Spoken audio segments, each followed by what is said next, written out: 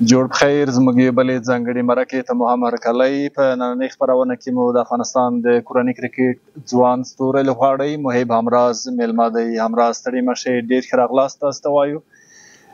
که پیل له دې وکړو، روان کال واخان پسې شپږیزه او دا د لیست ای نسبت نورو کالونو ته ستاسو د کرکټ لپاره یې څومره ښه ګڼئ؟ بسم الله الرحمن الرحیم. ډېره مننه چې وخت مو راکړې.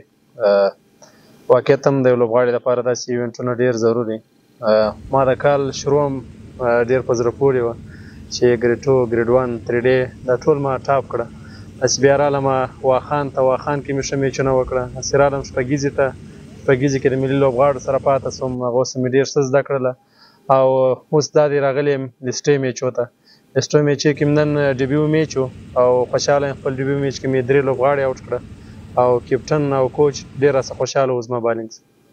په ډېرو سختیو مو ځان تر دې ځایه رسولی دی. ان د هلمند د غرونو راغونو دښتو د خپل فعالیت نه، د خپل ریزلټ نه څومره خوښ او راضي یې؟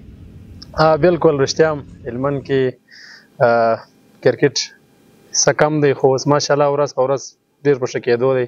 ښه ګراونډ شته فعاله، نو خواري کوو، ورته محنت کوو. زه همدغه محنت او خواري وجه ده تر دا سټیج مو ځان را رسولی دی او نور به هم کوشش کوو چې کومې نیمګړتیاوې موږ کې هغه به جبران کوو او آینده کې به نور هم ښه میچونه کوو. د هلمند د ځوانانو او د ترڅنګ د نورو هیوادوالو ملاتړ او مینه در سره د ستا تصویرونه په سوشل میډیا ښکته پورته کېږي. دا ستا لپاره، ستا د هڅونې لپاره څومره یو ډاډ او اطمینان کېدلی شي؟ بالکل. ما هلمندي ملګري مې ټول هلمندیان مې ډېر تشویق کوي. که د میډیا د بخش کې هغه داسې مخامخ یې او ما ته میسجونه راستوي، ما ډېر تشویق کوي. دې ته مې نه پرېږدي چې زه دې مایوسه شم او یا دې داسې هڅه پرېږدم چې ما ته وایي چې یعنې ته یې نه شې کولی، کور یې ودان. ما ته مثبت میسجونه راځي. نو دغه خلکو دعاوې دي او موږ محنت دی کوو به انشاءالله. د یوه آلراونډر په حیث توبېږي، تر ډېره مو فوکس په کومه برخه باندې دی، بالینګ او که نه بیټینګ؟ ما خو فاست بالر آلراونډر یم. فوکس مې بالینګ باندې ډېر دی. بیټینګ مې ماشاءالله اوس ډېر ښه شوی دی. مخکې څه نیمګړتیاوې وې هغه مو ماشاءالله اوس ډېرې جبران کړي دي. د بالینګ یادونه مو وکړه، نن مو ډیبیو او وړاندې مو هم وویل 3 ویکټې مو ترلاسه کړي په لومړنۍ لیست ای لوبه کې. دا هم یو نوی تاریخ دی ستاسو په کریر کې. د خپل ننني فعالیت نه څومره خوښ یې؟ بالکل. واقعیت هم ډېر خوشحاله یم چې داسې ډیبیو میچ کې مې 3 لوبغاړي وسوځول، ځکه دا سټارټ د خوشحالۍ سټارټ دی چې تا ته یې درکوي. ستا اول میچ ښه نو یعنې ستا به نور میچونه هم ښه، یعنې ستا به نور مخته کرکټ هم ښه، همدې باندې دلالت کوي. په توپانه کې مو یو ډېر ښه فرصت ترلاسه کړی و. لوبډل مشر احمدشاه زرمتی ستاسو ترڅنګ و، خو هغسې ونه ځلېدی.